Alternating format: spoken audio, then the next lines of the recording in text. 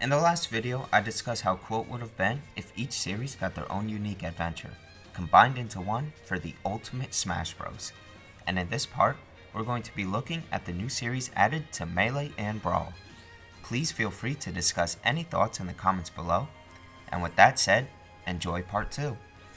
The Ice Climber series, Icicle Mountain.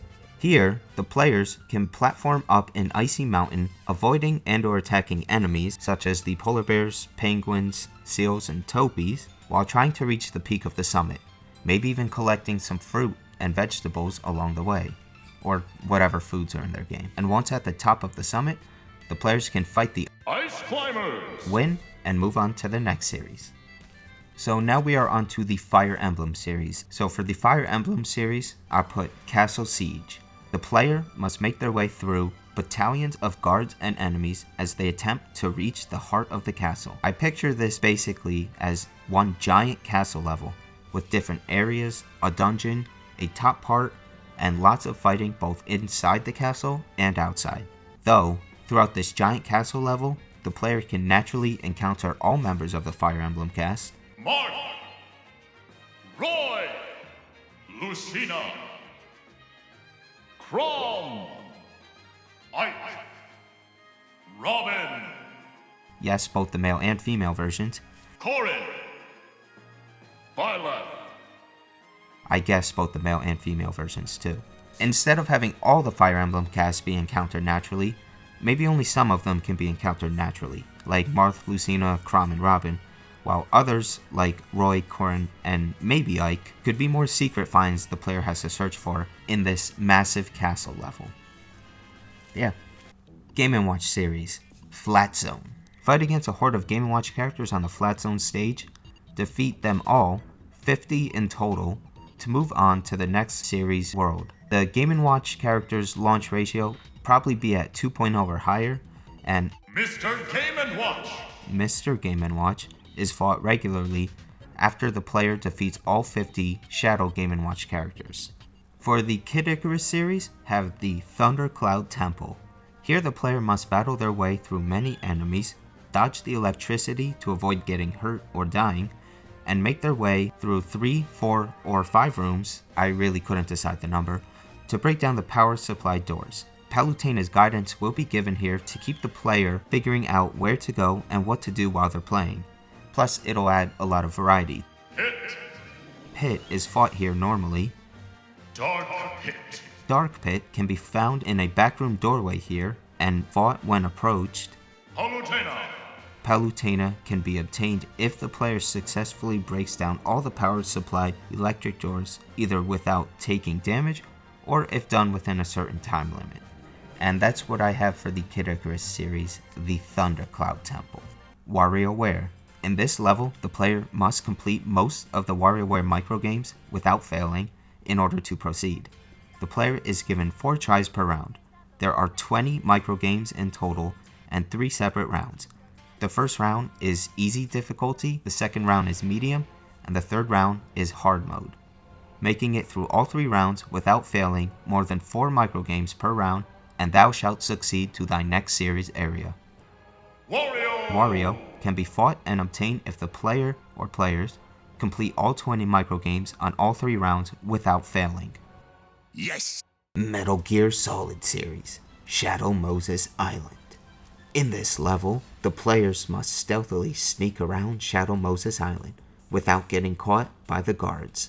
If the player is seen or caught, then an alarm is sounded and hordes of enemies will flood the area, making it rather difficult, though not impossible, to proceed.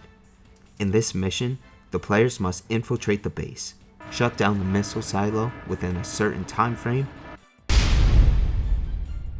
and defeat the enemies standing between you and success. Snake.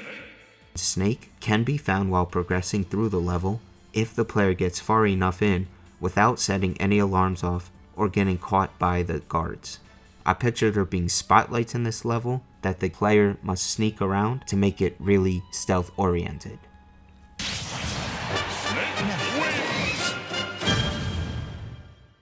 Sonic the Hedgehog series, Act Zones. Yes, that's really what I came up with. Act 1, Green Hill Zone. Here the player or players will make their way through a Green Hill Zone stage containing Sonic-themed enemies and alternative routes, high and low, that the player can take. They all lead to the end though. Sonic is fought at the end of Act 1 on the Green Hill Zone stage if the player connects enough rings, 100, throughout this level. Act 2, Casinopolis. Same concept as Act 1, except in a more carnival theme area. There's a boss fight against Dr. Evil Eggman Robotnik at the end of this level, similar to his original boss fight in the original Sonic games. The Pikmin series, Forest of Hope. In this section, the player explores a forest searching for the two missing captains, Olimar and Alf. Once they are found, while making progress through the level, the players are also gathering enough Pikmin, a total of 100 allowed, to help retrieve all 6 ship parts and bring them back in order to rebuild the ship and launch from the planet. Olimar can be fought once encountered in this level, and Alf, who has rock Pikmin exclusively, can be fought and found a little later on, perhaps. I put Alf as an Echo Fighter here since he ideally would have been, and to give him more uniqueness in this story-based adventure mode, and I thought it just had to be done. Now for the R.O.B series, and for here we have Gyromite. In this stage, the player must find the exit of this puzzling maze that they're trapped in. While searching, the player will come upon small enemies and traps inside.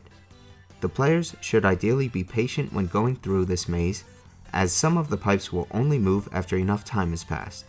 Although, if fast enough, they can make it through the early cycles.